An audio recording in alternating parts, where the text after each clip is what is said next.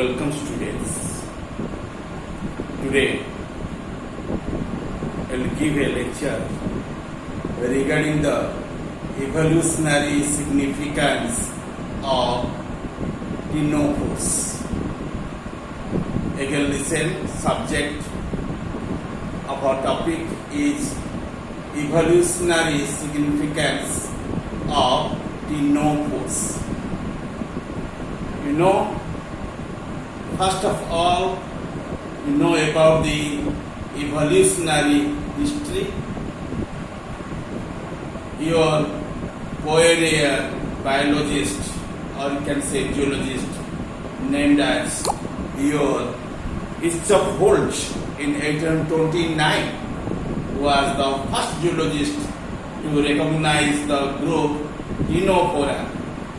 Since then, the ctenophores were considered as intermediate between zoophytes and echinoderms. Echinoderm organisms are belonging under the phylum Echinodermata. Okay, the Echinodermata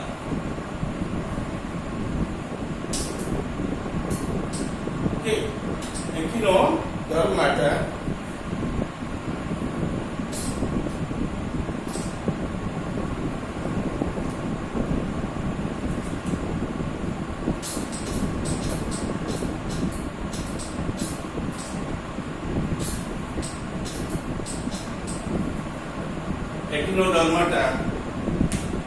is a one phylum.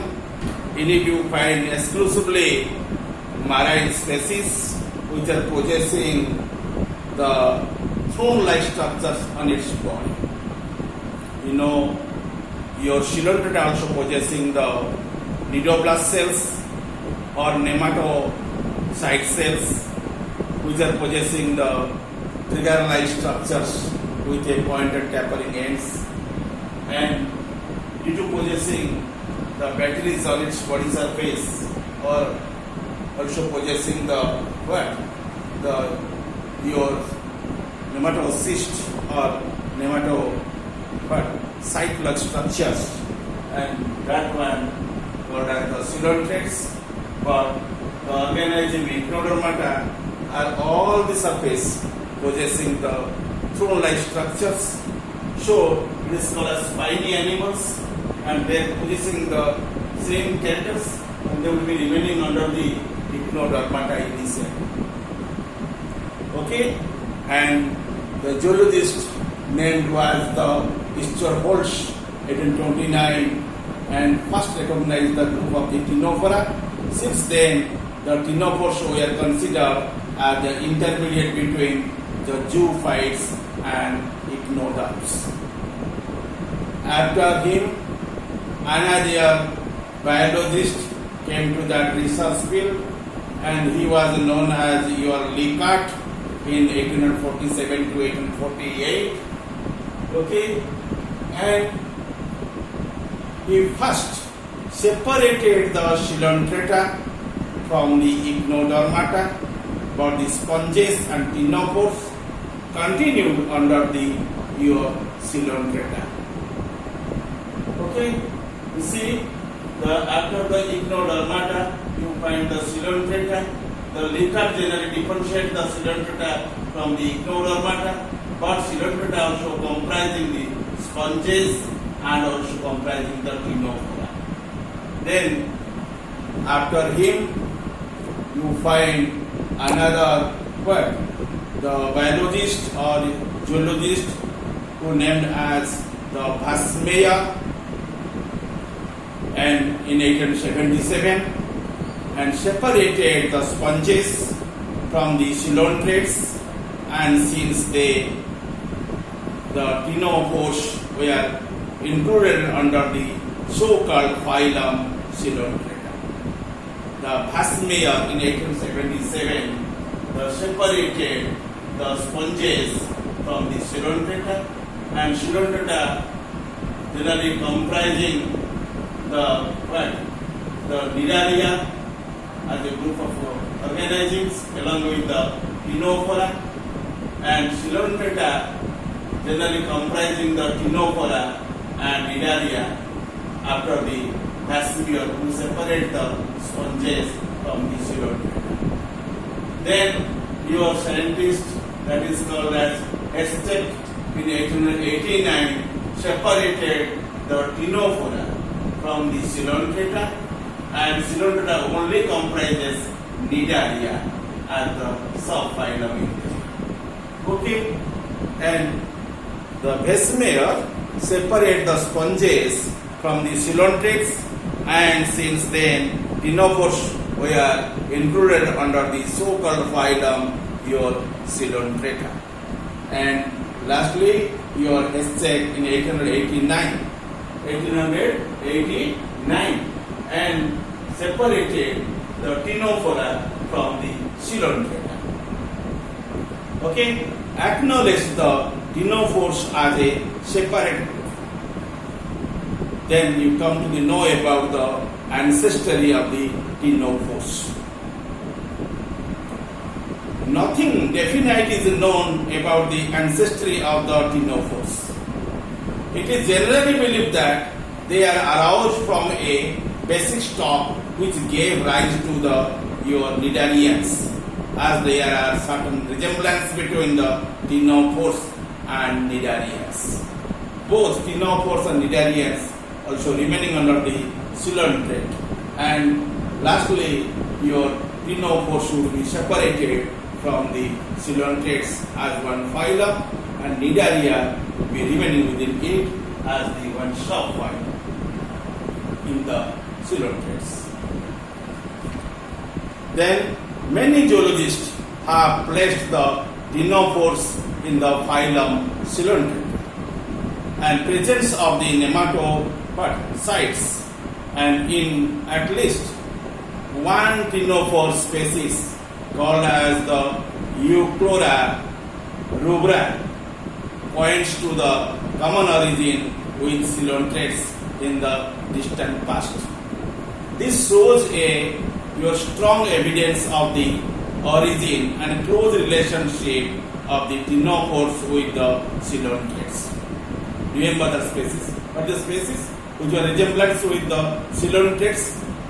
That species not only the belonging under the ctenophores, but named as your Euchlora, Euclora, Euchlora rubra, Euchlora rubra.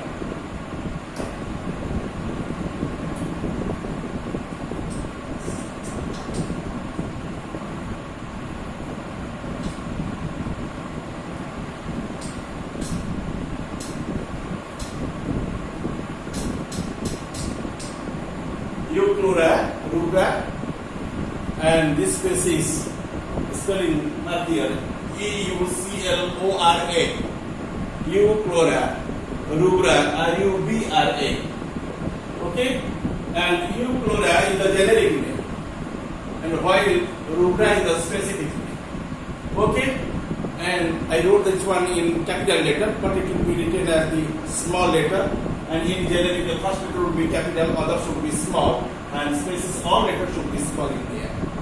Okay, you can write in all the times in the small letters to the specific name. And in case of the writing of the generic name, first letter must be capital, other should be small letters. Okay, but for your better, your appearance, and I also mention here the in capital letters and Euchlora rubra. And you must acquainted about the species known as the Euchlora rubra. It is one ctenophora species, and it exhibits some characters which are also equivalent with the characters of the coelenterate group of animals. Okay, you can know here, and this is shows. That means this shows a strong evidence of the origin and close relationship with the ctenophores with the coelentrates. Okay, thus it appears that the nematocytes subsequently got lost during the evolutionary history of the group. The ctenophore have undergone considerable specialization and bear many striking characteristics of their own, and so that it seemed more logical to treat them as a separate phylum rather than a class under the phylum Coelotrate. And they present a certain advanced structural features such as the prominency of an apical ridge. Listen, first line. Prominency of apical ridges. Prominency of an apical ridges. Second line, origin of musculature from mesoderm. Second line is known as origin of musculature from mesoderm. Origin of musculature from mesoderm. Third line, presence of your gonads. Presence of gonads. Okay, that point is known as presence of gonads. And fourth point, a determinate type of cleavage. Determinate type of cleavage. Determinate type of cleavage. They seem to have the diverge from the trachy line stem ancestral medusoid coelotrates, which also kept of the other three branches of the coelotrates. The ctenophores represents a blind offshoot which gave rise to higher verbs. Ctenophores should not be propagated more. Okay, very less species would be remaining in this phylum. Ctenophore represents a blind offshoot which gave rise to no higher verbs. Then you find in there the different type of species which are belonging under the phylum Ctenophora, and it is more or less exhibits some characters which are equivalent with the Cnidaria, or you can say the characteristics of the coelotrates. For this thing, people know the phylogeny. Phylogeny of the Ctenophora. The status of the Ctenophora still remains uncertain. It is now more or less universally accepted that the group separated out very early from the trachyline stem at the time when other groups of the Cnidarians originated. It cannot be denied that the Ctenophora presents certain structural features which resembles more to the forms with the bilateral symmetry. Then, considering all the features of the ctenophores, it has now been proposed to treat these coelotrate-like animals under a separate phylum. Today, people know the ctenophores is one separate phylum. As regards the relationship of the different groups of the ctenophora, it can be suggested both cystidia,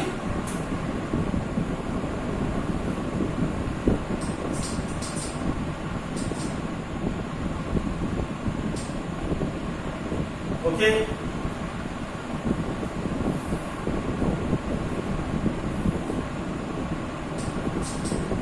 cystidia, spelling C-S-T-I-D-E-A, cystidia, this one the E, cystidia, and other is known as lobata. Other one is known as lobata. Okay, this is called as lobata. Have been derived from the centipede-like forms, because during the development both of them pass through a stage closely resembling your cedipedia.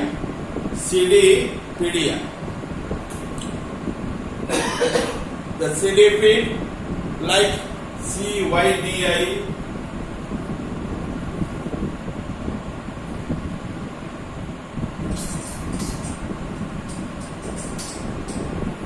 both are originated from your ctenophora, the CYDI,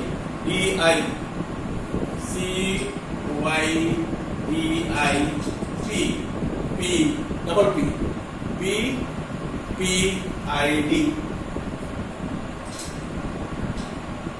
Okay, ctenophora. And ctenophora generally remaining under the ctenopedia. Ctenopedia. CYDIPPEDIA. Okay? Under the ctenopedia you find the ctenopedes, and generally from them they will be originated as your cystidia and lobata, which are exhibiting the characteristics of the ctenophora. So people remember to them, and as regards the relationship of the different groups of the ctenophora, it can be suggested that both cystidia and lobata have been to be derived from the centipede-like forms, because during the development both of them pass through the stages closely resembling the ctenopedia. Okay, and the organisms which are generally called as the ctenophora and exhibit some characters which are generally related with your Coelenterata, as well as also related with the ctenopedia organisms like your cystidia and lobata, like the centipede like, so is under remaining the ctenopedia, and they are also showing such characters. Okay, and these are the description regarding your evolutionary history, as well as your evolutionary significance of ctenophora. Okay, thank you all.